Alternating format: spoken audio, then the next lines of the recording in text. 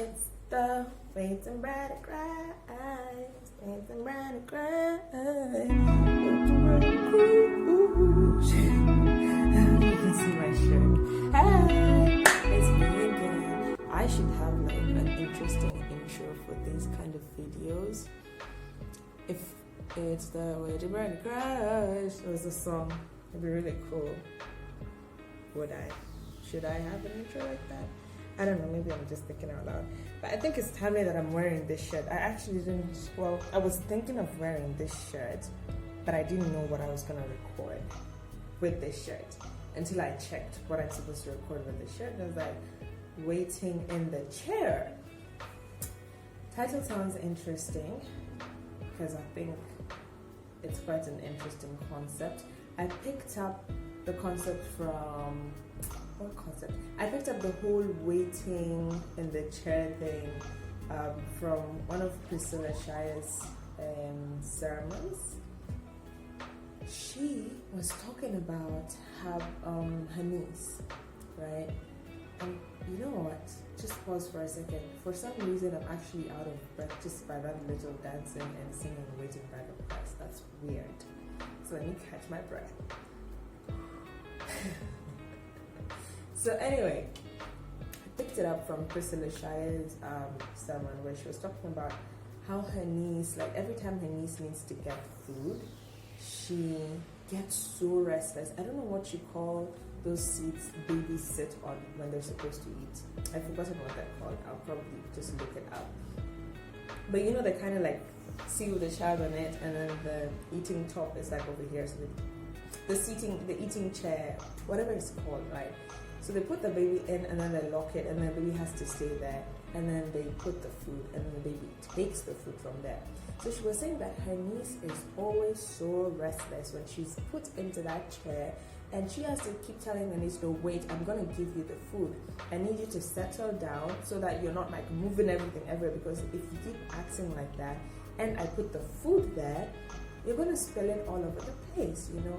But obviously the niece wouldn't really understand that because she was 2 and she wants what she wants, you know. So she would crawl down from the chair and try to get the food herself, but it was like up in the cabinet, and so Priscilla would have to put her back inside, and then she'd crawl out again, try to get it, she's put back inside. And her understanding of it was that that's how we are with God. Like sometimes God asks us to be still so that He can actually give us what we need, what we've asked for. But because we're so restless, because we're trying to manipulate the situation and we're trying to help God, we just keep, you know, shaking everything up. We keep trying to get the thing for ourselves, but we can't really reach it, you know.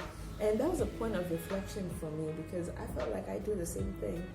And right now I feel like I've been in that place, well, at least for most of last year, and I think this year. I think these are my years of sitting in the chair. Like, I don't want to sit in a chair, but then God thinks I should sit in a chair because He has something that He wants to bring to me. But I'm so restless. I'm so restless about it. And I just have to wait. And it's not the easiest thing. It's not the easiest, like waiting on God to do what He said He would do is not easy, especially as an adult. You know, there's certain things that you know you can get yourself. You know, if I was the kid, I mean, if I was in the place of the kid and now I'm grown, like if I want to get maybe a pack of cereal from the cabinet, I can just reach out for it, or I can climb a chair and I get it. Like, I'm able to get it, I have access to it, you know. But then here's a situation where God is saying that, okay, I know you have XYZ in front of you, but let me be the one to get it for you, because you don't see the way I see. You don't know things that I know, you know.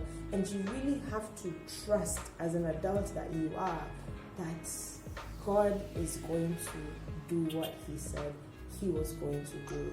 Don't lean on your own understanding, even though your mind and your eyes and your ears seem to convince you that you know what is good for you. You actually don't. And you should probably just let God take the wheel. So The waiting chair is hard to remain in, but please stay in the waiting chair. Let God do what He said He was going to do. Don't try to manipulate the situation. Just give it all to Him. And don't forget to like the video and share it to somebody who needs it. And please subscribe as well. And keep waiting, okay? The Waiting Bride of Christ. P.S. The Wedding Bride of Christ is not just for women. When I say the Wedding Bride of Christ, I'm not just referring to women. It's not something. One day I'm going to make a video and talk about it, but the church is the bride of Christ. So when I say the Waiting Bride of Christ, it is the church waiting for Christ to return. Whether you're a male or a female, you are the bride of Christ. God bless you. Bye.